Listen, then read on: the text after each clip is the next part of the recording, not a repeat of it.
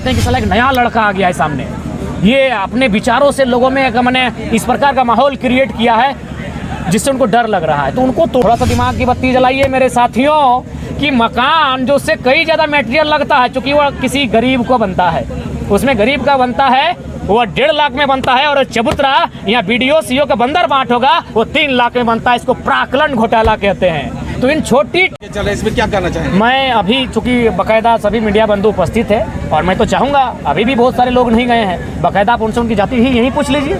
इसी मंच में जहाँ मुझे लगता है 50 लोग उपस्थित थे, उनकी संख्या पूछ लीजिए। मुझे लगता है अभी देखिए रवानी भैया यहीं बैठे थे, अंसारी भैया बगल में बैठे हैं, तो बाकायदा उन चीज़ों को खोजना होगा। देखिए रवानी इधर बैठे हैं, साहु जी बगल में बैठे हैं, हमारे अमित गिरी वे भी बगल में बैठे हैं। तो एक्चुअली जब देखते हैं कि जो पॉलिटिकल लीडर अपना देखते हैं कि साला एक नया लड़का आ गया है सामने, ये अपने विचारों से लोगों में मैंने इस प्रकार का माहौल क्रिएट किया है जिससे उनको डर लग रहा है, तो उनको तोड़ने के लिए तो जाहिर सी बात है। अच्छा एक बात बताइए, चलिए आप कुछ पल के लिए जयराम कुमार महतो से महतो हटा दीजिए और मेरे वीडियोज़ को सुनिए, बस सोच लीजिए कि हम महतो नहीं हैं। आपको हमसे प्रेम होगा कि नहीं होगा?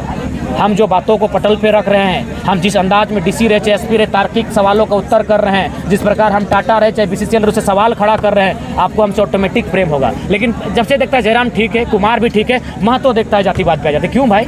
हाँ, उसके बाद मैं यही कहना चाहूँगा सभी वर्ग के लोग हैं। अब ये सवाल आता है कि कुल समुदाय के लोग ज़्यादा क्यों? क्योंकि झारखंड में अगर पॉपुलेशन की बात करें तो प्रत्येक चौथा व्यक्ति हमारे समाज का है, तो जाहिर सी बात लोग देखेंगे। और दूसरी बात, वो शोषित वर्ग से आता है, वो वंचित वर्ग से आता है, संवैधानिक हक अधिकार उसका सदियों से चला गया है, आज बाकायदा कागज कलम से उनका नरसंहार किया गया है। तो जो लोग शोषित वंचित है वो सड़कों पे दिखेंगे, और बाकायदा धनबाद बोकारो में भी उनकी पॉपुलेशन है। उसके बाद अगर आप नजर दौड़ाएं तो सभी लोग मिलेंगे, यहीं बगल में देखिए रवानी दा है, अंसारी दा है, गिरी दा है, शाह जी हैं, सभी लोग हैं बाकायदा। बस नजर को खोलिए, ये दाग इसलिए दिया जा रहा है ताकि आंदोलन को डैमेज किया जा सके, इस लड़के को कंट्रोल किया जा सके। ये मानना होगा आंदोलन बहुत हुआ है, लेकिन आज जो जन जागरूकता गांव-गांव में गई है, एक 6ठा क्लास का बच्चा, देखिए बगल में बच्चा लोग सुन रहा है, छोटा-छोटा बच्चा लोग, ये इससे पहले नहीं हुआ था। आप इतिहास के पन्ने को टटोलिए, तो इसी चीज़ का उनको डर है। इससे पहले वे कंपनियों से फंडिंग लेते थे, माफियाओं से रात के अंधेरे में बैठ के फंडिंग लेते थे, चोरों से फंडिंग लेते थे। हमने मजदूरों से फंडिंग लिया है, और ये शायद इतिहास का पहला सम्मेलन होगा जहां मजदूरों से हमने फंडिंग लिया है।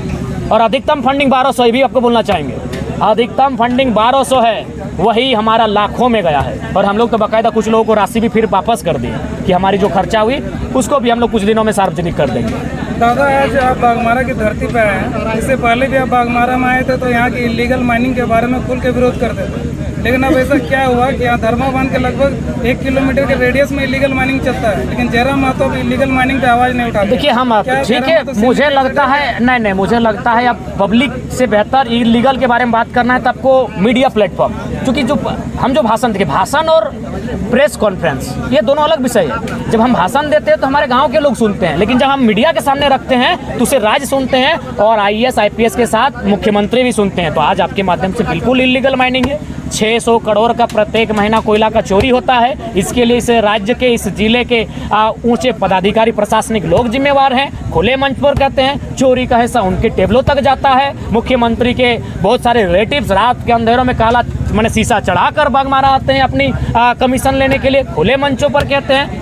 हमने कहने से कभी नहीं डरा है, लेकिन ये सोचना होगा कि जो मीडिया में जो बात कहते हैं ये आपको उन लोगों तक पहुंचता है जो लोग राजनीति में संलिप्त हैं, और जो भाषण हम ऐसे देते हैं वो मोटे मोटे लाइव होता है, पेजों में चलता है, उसको हमारे गांव के लोग सुनते हैं। तो बिल्कुल मीडिया के सामने कहते हैं जो आज काले कोयले की कमाई हो रही है, इसमें थानेदार से लेकर कलेक्टर तक नपे हुए हैं, इसमें लेकर मुख्यमंत्री के सचिवालय तक पहुंचा है, इसमें कोई दो राय नहीं है। ये अखबार के पन्ने बता रहे हैं। लोकसभा चुनाव होने वाला है, विधानसभा चुनाव होने वाला है, तो उसमें कैसे चेहरे देखने को मिले? आंदोलन की उपज देखने मिलेंगे या पुराने राजनीतिक चेहरे दिखेंगे? नहीं, आंदोलन की उपज ही दिखेंगे, खासकर जिन क्षेत्रों में आंदोलन हुआ है। आंदोलन मुख्यतः धनबाद बोकारो में हुआ है, इसका कुछ हिस्सा गिरिडीह हजारीबाग को छूते हुए रामगढ़ कोल्हान तक पहुंचा है। तो जिन क्षेत्रों में आंदोलन हुआ है आप निश्चित ही रहिए उसमें आंदोलन की उपज चेहरे ही दिखेंगे।